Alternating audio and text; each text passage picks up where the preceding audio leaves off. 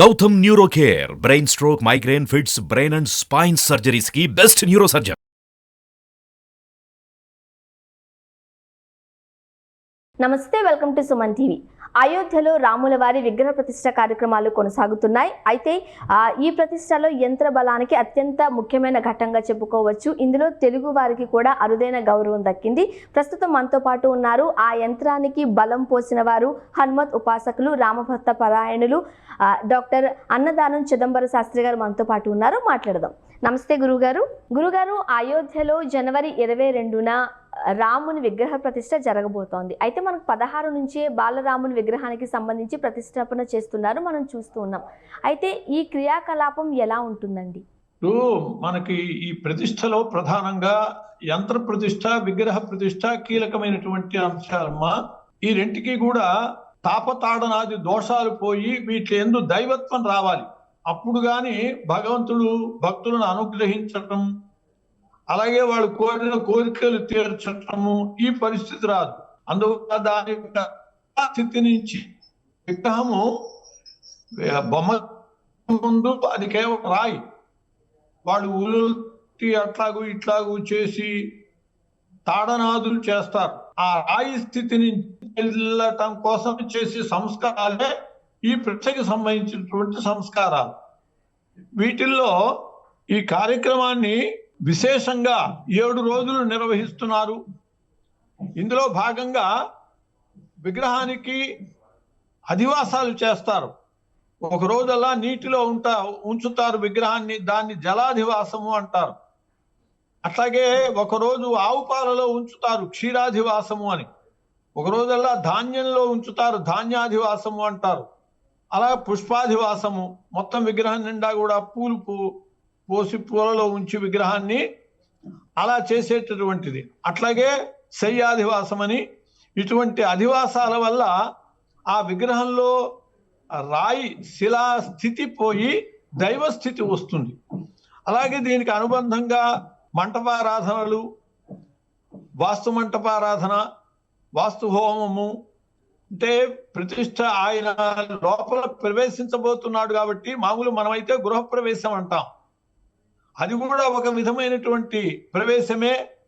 ఆ దేవాలయాన్ని కూడా కొలతలతో నిర్మాణం జరిగినటువంటిదే. వాస్తు విధానంలో దేవాలయ వాస్తు అని ప్రత్యేకం, అలానే ఏర్పడ్డదే. కాబట్టి ఆ వాస్తు దోషాలు పోవటం కోసమని, ఏవైనా మనకి తెలియనటువంటి దోషాలున్నా పోవటం కోసమని వాస్తు మంటపారాధన, వాస్తు హోమము ఇలాంటివి కూడా నిర్వహించబడతాయి. అట్లా దేవాలయానికి సంబంధించిన దోషాలు కానీ, విగ్రహానికి సంబంధించినటువంటి తాపతాడన దోషాలన్నీ కూడా పోవటం కోసమని ఈ 7 రోజులు కూడా దానికి సంబంధించినటువంటి కలాపం జరుగుతుంది. హోమాలు జరుగుతాయి, పూజలు జరుగుతాయి, అధివాసాలు జరుగుతాయి. గురువుగారు, ముఖ్యంగా మనం చూస్తూ ఉంటాము యంత్ర ప్రతిష్టాపన చేస్తూ ఉంటారు కదా, బట్ ఆ యంత్రానికి, ఆ మంత్రానికి బలం పోసిన తపోధనులు మీరు. అసలు మంత్ర బలం పోయడం అంటే ఏంటి? దైవాధీనం జగత్ సర్వం అన్నారు. ఈ జగత్తంతా కూడా దైవానికి అధీనమై ఉన్నది. మంత్రాధీనంతో దైవతం, ఆ దైవము మంత్రానికి అధీనుడై ఉంటాడు. అందువలనే ఆ మంత్రాన్ని అడవుల్లో జపిస్తే అడవుల్లో సాక్షాత్కరిస్తాడు. ఆ మంత్రం చేత ఏడవబడతాడు అని అంటారు భగవంతుడు. ఇప్పుడు రాజకీయ నాయకులు ఉన్నారు, అధికారులు ఉన్నారు, వాళ్ళని మనం ఏదన్నా కోరితే ఫలాని చోట నేను ఉంటాను అక్కడికి రమ్మంటారు. కానీ భగవంతుడు అలా కాదు. మనం ఎక్కడ తపస్సు చేస్తూ ఉంటే అక్కడికే వస్తాడు. దానికి కారణం ఏమిటంటే మంత్రాధీనుడు ఆయన మంత్రం ఎక్కడ జపిస్తూ ఉంటే ఆయన అక్కడ వచ్చి కూర్చుంటాడు. మరి శాశ్వతమైనటువంటి ప్రతిష్టలో ఆయన కలకాలము భక్తులను అనుగ్రహించాలి, వాళ్ళ కోరికలు తీర్చాలి, వాళ్ళ బాధల్ని తొలగించాలి. అందుకోసం ఆయనలో ప్రాణశక్తి, దైవశక్తిని నింపాలి అని అంటే ఆ శక్తి ముఖ్యంగా యంత్రగతంగానే ఉంటుంది. మంత్రాధీనంతో దైవతం, మంత్రానికి ఆయన అధీనుడు కాబట్టి ఆ మంత్రము యంత్రమునందు నిక్షిప్తమై ఉంటుంది. యంత్రము అనేటటువంటిది, యంత్రాలు 3 రకాలుగా ఉంటాయి. ఒకటి ప్రతిష్ఠా యంత్రం. మొట్టమొదట ఈ దేవత కింద ఆ దేవత విగ్రహం ఆనేటట్లుగా పెడతారు. ఆ విగ్రహం తయారు చేసేటప్పుడే పిడి ఉంచటం కూడా జరుగుతూ ఉంటుంది. కొన్నిటికి ఫ్లాట్గా ఉన్నా కూడా పీఠము ఆ యంత్రాన్ని తాకేటట్లుగానే దానికి సంబంధించినటువంటి పీఠం తయారు చేస్తారు. ఎందుకంటే ఆ యంత్రాన్ని విగ్రహం తాకుతూ ఉంటేనే ఈ యంత్రగతమైనటువంటి మంత్రశక్తి విగ్రహంలోకి వచ్చి ఆ విగ్రహము దైవ అనుగ్రహాన్ని చూపుతూ ఉంటుంది. కాబట్టి అట్లాంటి ఆ విగ్రహము దైవత్వాన్ని పొందుతూ ఉండగా ఈ యంత్రములో బీజాక్షరాలు ఉంటాయి. ఏ దేవతకి సంబంధించినటువంటి ప్రతిష్ఠ జరుగుతూ ఉన్నదో, పైన ఏ దేవత విగ్రహాన్ని పెడుతున్నారో ఆ దేవతకి సంబంధించినటువంటి మూలమంత్రము, అట్లాగే మంత్ర గాయత్రి, మంత్ర ధ్యానము, ప్రాణ ప్రతిష్టాపన మంత్రము, అట్లాగే అనేక రకాల బీజాక్షరాలు, దిక్పాలకుల బీజాక్షరాలు, ఇవన్నీ కూడా అంటే సర్వశక్తులు సమకూర్చేటట్లుగా ఈ యంత్రం సిద్ధం చేయబడుతుంది. ఆ యంత్రాన్ని నేను యంత్రాన్ని సిద్ధం చేసి ఆ యంత్రమునందు మంత్రము అనుష్ఠానం చేసి ధారాదత్తం చేయాలి. ఊరికే అనుష్ఠానం చేస్తే కాదు, సంకల్పం, ఈ యంత్రానికి సంబంధించినటువంటి సంకల్పం చేయాలి. ఆ దేవతకి సంబంధించిన సంకల్పం చేయాలి. ఆ దేవత విగ్రహమందు చైతన్య సిద్ధి కోసమని, అనుగ్రహ సిద్ధి కోసమని ఈ మంత్రాన్ని ధారాదత్తం చేయాలి. మంత్ర జపం చేసి ఆ యంత్రమునందు నిక్షిప్తం చేయాలి. ఆ మంత్రాన్ని మంత్రాలతోనే ఆ యంత్రమునందు ఈ మంత్రం చేరుతుంది. అప్పుడు ఈ మంత్రము దీని శక్తి విగ్రహంలోకి వచ్చి అలా దైవము అనుగ్రహించటం జరుగుతూ ఉంటుంది. ఆ విగ్రహమునందు దైవము సాక్షాత్కరిస్తూ ఆయన అనుగ్రహాన్ని చూపుతూ ఉంటాడు. అందువల్ల ఇవన్నీ కలిసి ఉండేటటువంటి యంత్రము చాలా కీలకమైనటువంటిది. ఆ యంత్ర ప్రతిష్ఠ వల్ల ఎలాంటి ప్రయోజనం కలుగుతుందండి గురుగారు?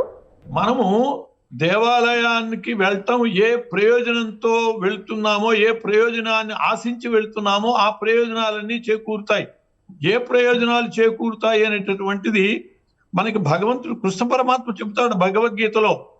నన్ను ఆశ్రయిస్తారు. ఎందుకు ఆశ్రయిస్తారు అంటే, ఎవరెవరు ఆశ్రయిస్తారు అంటే, ఆర్తో జిజ్ఞాసుడు అర్థార్థి జ్ఞానీచ భరతర్షభ అని చెప్పాడు. ఎవరెవరు ఆశ్రయిస్తారు అంటే, ఆర్తః బాధల్లో ఉండేటటువంటి వాళ్ళు ఆశ్రయిస్తారు. ఆ దైవం యొక్క అనుగ్రహం వల్ల బాధలు తొలగిపోతాయి. రెండవది జిజ్ఞాసుహు, తెలుసుకోవాలి, ఆ భగవంతుని యొక్క తత్వాన్ని గ్రహించాలి అనేవాళ్ళు కూడా ఆ భగవంతుని దర్శనం చేసుకుని ఆయన తత్వాన్ని గ్రహించటానికి వస్తారు. అటువంటి వాళ్ళకి ఆ జ్ఞానము కూడా ఆయన ఇస్తాడు.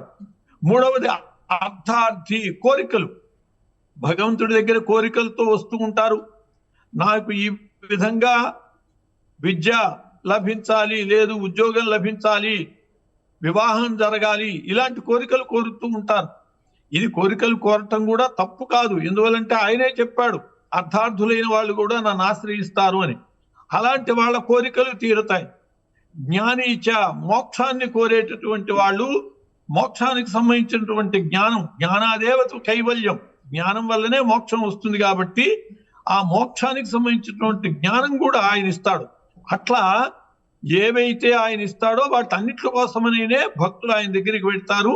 ఆయన అనుగ్రహం పొందినటువంటి వాళ్ళకి అవన్నీ లభిస్తూ ఉంటాయి. గురుగారు, ఎన్నిసార్లు జపానుష్ఠానం జరిగింది? ఆ అవకాశం తమరికి ఎలా వచ్చిందండి? ఆ యంత్రానికి 6 కోట్ల అనుష్ఠానం జరిగిందమ్మా. రామ మంత్రము షడక్షరీ మంత్రం అంటారు, తారక మంత్రం. రామతారక షడక్షరీ మహామంత్ర జపం కరిష్యే అని చెప్పి సంకల్పం చేస్తాం. అంటే 6 అక్షరాలు వేరే వేరే బీజాలు కాకుండా మూల మంత్రం 6 అక్షరాల్లో ఉంటుంది. కాబట్టి మామూలుగా చిన్న చిన్న దేవాలయాల్లో అయితే అప్పటికప్పుడు ఏదో 6,000 ఎంతో చేయించేసి ప్రతిష్ఠ చేసేస్తారు. బాగా నిష్ఠగా కొన్ని నెలల పాటు అనుష్ఠానం చేయించిన వాళ్ళైతే అక్షర లక్షలు, 6 లక్షలు చేయించి దాన్ని ప్రతిష్ఠిస్తారు. మరి స్వామి విశ్వాన్ని ఏలేటటువంటి వాడు శ్రీరామచంద్ర ప్రభు, మర్యాదా పురుషోత్తముడు, ధర్మస్వరూపుడు. ఆయన అప్పటికింకా ఆశాజనకమైనటువంటి స్థలం కూడా రాలేదు. 2014లో నాకు ఈ బాధ్యత ఇవ్వబడ్డదమ్మా. 2014లోనే విశ్వహిందూ పరిషత్తు పెద్దలందరూ కూడా ఓ సమావేశమయ్యారు హైదరాబాద్ లో. నేను కూడా అప్పుడు హనుమత్ శక్తి జాగరణ సమితి అధ్యక్షుడిగా ఉండేవాడిని. పరిషత్తులో భాగం అది. నేను కూడా ఆ సమావేశంలో ఉన్నాను. ఆ సందర్భంలో దైవ బలం, మంత్రబలం ఉంటే గాని మనం ఈ కార్యం సానుకూలం చేసుకోలేము. కాబట్టి కేవలం ఏదో కరసేవాపురంలో రాళ్లు ఊనించటమే కాకుండా మంత్రబలాన్ని కూడా సమకూర్చుకోవాలి. ఇప్పటి నుంచే యంత్రాన్ని సిద్ధం చేసి మంత్ర సాధనం చేసేటటువంటి మార్గం చూడాలి అని చెప్పి ఆలోచన వచ్చింది. నేను 1970 నుంచి కూడా రామోపాసనలో, హనుమదుపాసనలో ఉన్నాను. ఆ విషయం పెద్దలకి తెలుసు కాబట్టి వాళ్ళు నన్ను కోరారు, మీరు ఈ యంత్రాన్ని సిద్ధం చేసి, మంత్రశాస్త్రం తెలిసిన వారు, యంత్ర విధానాలు తెలిసిన వారు కాబట్టి అప్పటికే నేను ఒంగోలులో హనుమంతుడికి 9 అవతారాలకి 9 ఆలయాలు నిర్మించి ఉన్నాను. హనుమ నవావతార క్షేత్రం, దానికి యంత్రాలన్నీ నేనే సిద్ధం చేశాను. కాబట్టి మీరు ఈ అద్భుతమైనటువంటి ఆ రామచంద్రుడి కోసమని సర్వశ్రేష్టమైనటువంటి ఒక యంత్రాన్ని సిద్ధం చేయాలి అని చెప్పారు. యంత్రోద్ధారం అంటారు దాన్ని. ఆ రామ యంత్రోద్ధారాన్ని సిద్ధం చేసి దాన్ని ఆ రాగి రేకు మీద కుట్టించి దానికి బంగారపు తాపడం చేయించి దానికి సంప్రోక్షణ చేయటం జరిగింది. మన మంత్రము యంత్రమునందు నిక్షిప్తం కావాలి అంటే, చేరాలి అంటే ఆ యంత్రానికి ప్రాణప్రతిష్ఠ జరగాలి, సంప్రోక్షణ జరగాలి. దాన్ని కూడా విశ్వ హిందూ పరిషత్ ఆఫీస్ విజయవాడ ప్రాంత కార్యాలయంలో సంప్రోక్షణ కార్యక్రమం జరిగింది 2014లోనే. అప్పటికి ఇంకా ప్రధానిగా మన నరేంద్ర మోడీ గారు కూడా రాలేదు. ఆ దశలో ఆ యంత్రానికి అనుష్ఠానం చేయటం ఆరంభమైంది. అప్పటి నుంచి కూడా ఈ 9 ఏళ్ళు నేను ఇదే దీక్షలో ఉన్నాను. రామమంత్ర దీక్షలో ఉండి 6 కోట్ల అనుష్ఠానం, తగినంత సమయం ఉన్నది కాబట్టి అక్షర కోట్లు అనుష్ఠానం చేస్తే శాశ్వతమైనటువంటి మహత్తరమైనటువంటి క్షేత్రానికి, ఆ శ్రీరామచంద్రునకు సరైనటువంటి మరి ఆ దైవత్వం సిద్ధిస్తుంది, లోకాలను అనుగ్రహించేటటువంటి శక్తి ఆ విగ్రహానికి ఏర్పడుతుంది అని చెప్పి ఆలోచించి 6 కోట్ల అనుష్ఠానం చేసి దానికి ధారాదత్తం చేయటం జరిగింది.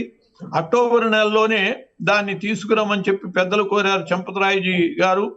అక్కడ దానికి సంబంధించినటువంటి గర్తం సిద్ధం చేయాలి. గర్తం న్యాసం అంటారు.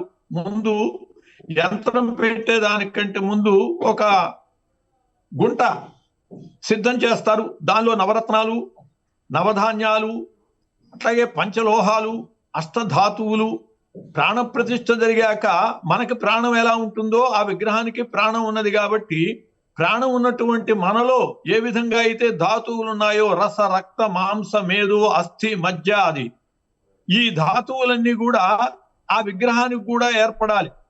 ఆ ఏర్పడటం కోసమని గర్తన్యాసం చేస్తారు. దానిలో దీనికి సంబంధించినటువంటి లోహాదులు, ఆ ధాతువులు అన్ని కూడా నిక్షిప్తం చేయటం జరుగుతుంది. దాని మీద యంత్రాన్ని పెడతారు. ఈ యంత్రం కూడా సరైనటువంటి రీతిగా గర్తం ఉండాలి కాబట్టి అది ఎంత పొడవు ఉన్నది, ఎంత వెడల్పు ఉన్నది, ఎంత మందం ఉన్నది, ఇవన్నీ కూడా జాగ్రత్తగా చూసుకుని చేయాలి. నాకు ఫోన్ ద్వారా నన్ను సంప్రదిస్తున్నా కూడా దగ్గరలో ఉంటే మంచిదని చెప్పి అక్టోబర్లోనే యంత్రాన్ని తీసుకురమ్మన్నారు. తీసుకువస్తే ఇక్కడ ఒక వేద పండితుల దగ్గర ఆ యంత్రాన్ని ఉంచారు. ఆ యంత్రానికి నిత్యము ఈ 9 ఏళ్ల నుంచి కూడా రోజు మంత్రానుష్ఠానం, ధారాదత్తం చేయటం కంటే విశేషంగా పూజ జరగాలి. అంటే సంప్రోక్షణ జరిగినప్పటి నుంచి